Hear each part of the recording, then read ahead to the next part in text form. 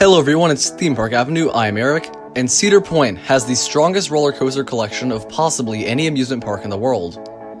What is something that's very special on a lot of roller coasters? Intensity. So today, I'm going to rank what I think are the top 5 most intense roller coasters at Cedar Point.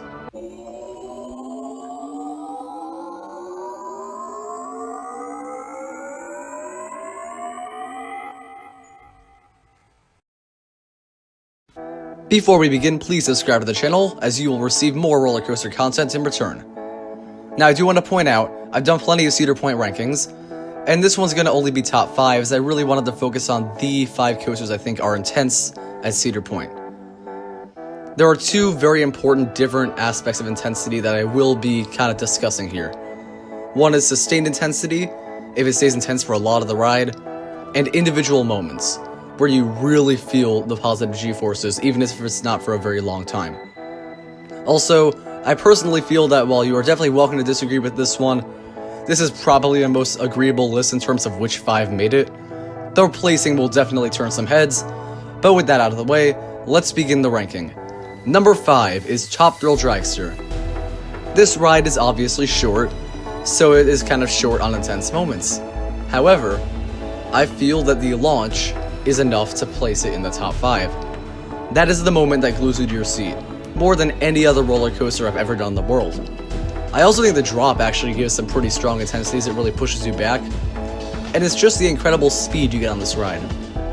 There's not a whole lot else to say. This one simply is just incredibly intense for what it is.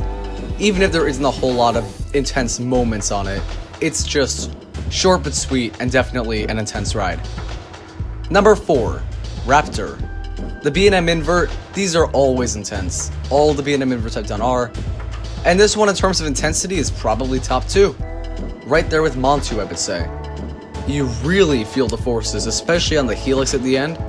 That helix on a lot of other roller coasters would be a filler element, but on Raptor, it's the most intense part of the ride. You also have inversions and you're glued to your seat through nearly the whole thing. This ride easily earned a spot in the top 4. And it was close to ranking higher, honestly, but it did not get any higher than 4. Top 3. Number 3 is Millennium Force. This is definitely the one that needs the most explaining, because many call it Millennium Forceless.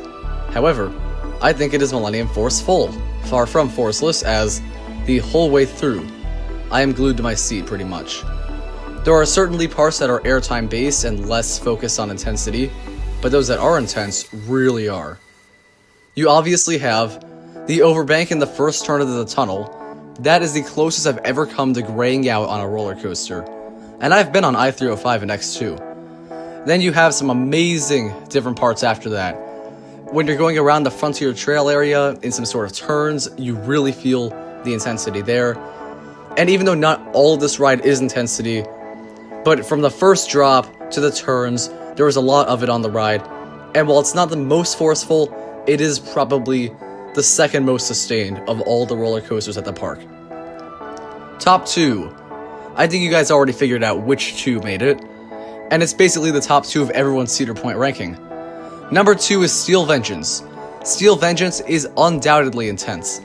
Obviously, it is much more focused on airtime overall, but you really feel the intensity on the elements.